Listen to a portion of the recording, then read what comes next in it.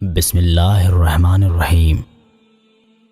خوف خدا رکھنے والا جوان۔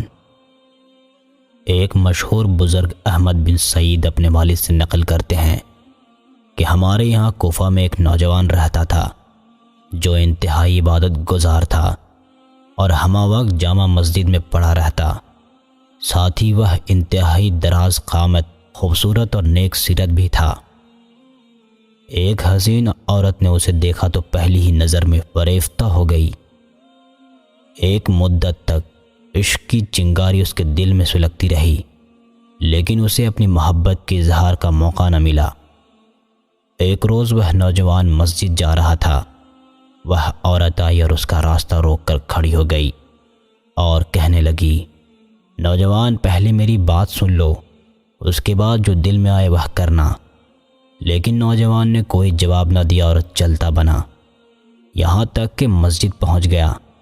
واپسی میں وہ عورت پھر راستے میں کھڑی نظر آئی۔ جب نوجوان قریب پہنچا تو اس نے بات کرنے کی خواہش ظاہر کی۔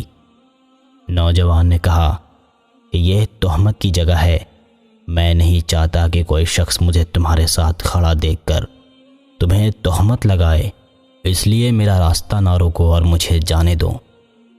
اس نے کہا، خدا کی قسم میں یہاں اس لیے نہیں کھڑی ہوئی کہ مجھے تمہاری حیثیت کا علم نہیں، یا میں یہ نہیں جانتی کہ یہ تہمت کی جگہ ہے۔ خدا نہ کرے لوگوں کو میرے متعلق بدگمان ہونے کا موقع ملے، لیکن مجھے اس معاملے میں بذات خود تم سے ملاقات پر اس امر نے اکسایا ہے کہ لوگ تھوڑی سی بات کو زیادہ کر لیتے ہیں، اور تم جیسے عبادت گزار لوگ آئینے کی طرح ہیں کہ معمولی سا غبار بھی ان کی صفائی کو متاثر کر دیتا ہے۔ میں تو 100 بات کی ایک بات یہ کہنا چاہتی ہوں کہ میرے دل و جان بلکہ جسم کا ہر رگ و ریشہ تم پر فدا ہے، اور اللہ ہی ہے جو میرے اور تمہارے معاملے میں کوئی فیصلہ فرمائے۔ راوی کہتے ہیں کہ وہ نوجوان عورت کی یہ تقریر سن کر کوئی جواب دیے بغیر خاموشی کے ساتھ گھر لوٹ آیا۔ گھر پہنچ کر نماز پڑھنی چاہی، لیکن نماز میں دل نہ لگا۔ اسے کچھ سمجھ نہ آیا کہ کیا کرے۔ مجبوراً قلم کاغذ سنبھالا اور اس عورت کے نام ایک خط لکھا۔ باہر آ کر دیکھا کہ وہ عورت اسی طرح راہ میں کھڑی ہے۔ اس نے خط اس کی طرف پھینک دیا اور خود تیزی سے گھر میں داخل ہو گیا۔ خط کا مضمون کچھ یوں تھا، اللہ رحمان الرحیم کے نام سے شروع۔ اے عورت، تجھے یہ بات جان لینی چاہیے کہ جب بندہ اپنے خدا کی نافرمانی کرتا ہے تو وہ درگزر سے کام لیتا ہے۔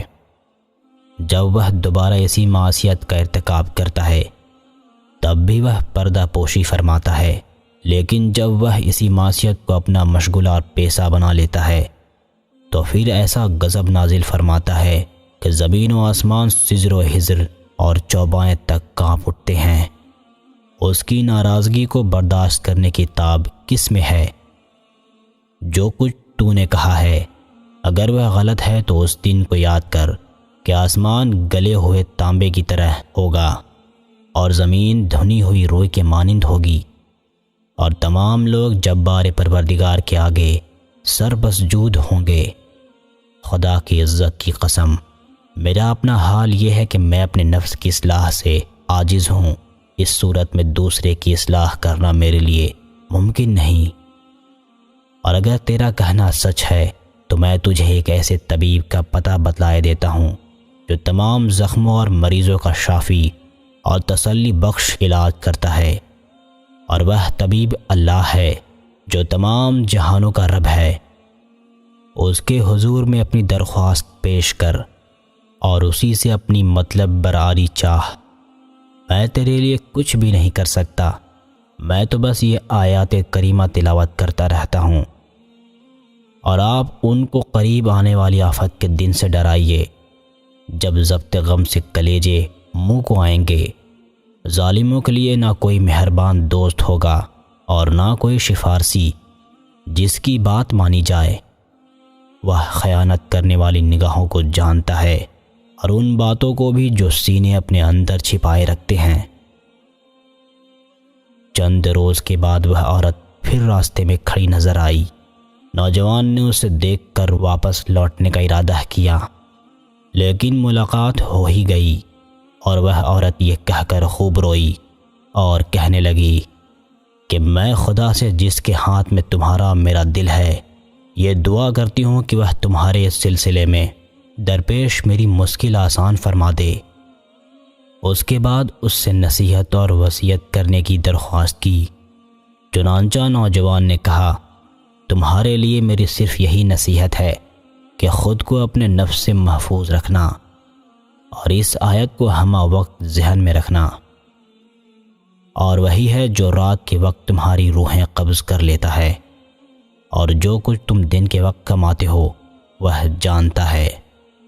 راوی کا بیان ہے کہ یہ نصیحتیں سن کر وہ عورت دہاڑے مار مار کر رونے لگی۔ جب افاقہ ہوا تو اپنے گھر پہنچی اور کچھ عرصہ عبادت میں مشغول رہ کر اللہ کو پیاری ہو گئی۔ جب اس نوجوان کو اس کی موت کی خبر ہوئی تو وہ بہت افسردہ ہوا۔ لوگوں نے اس سے کہا کہ اب رونے اور غم کرنے سے کیا حاصل، تو نے تو اسے اپنی طرف سے بالکل ہی مایوس کر دیا تھا۔ وہ جواب دیتا ہے کہ میں نے پہلے ہی روز اس کی خواہش نفس کو ذبح کر دیا تھا اور اپنے اس عمل کے سلسلے میں یہ سمجھتا تھا کہ یہ عمل ذخیرہ آخرت ہوگا، لیکن اب ڈرتا ہوں کہ کہیں یہ ذخیرہ واپس نہ ہو جائے۔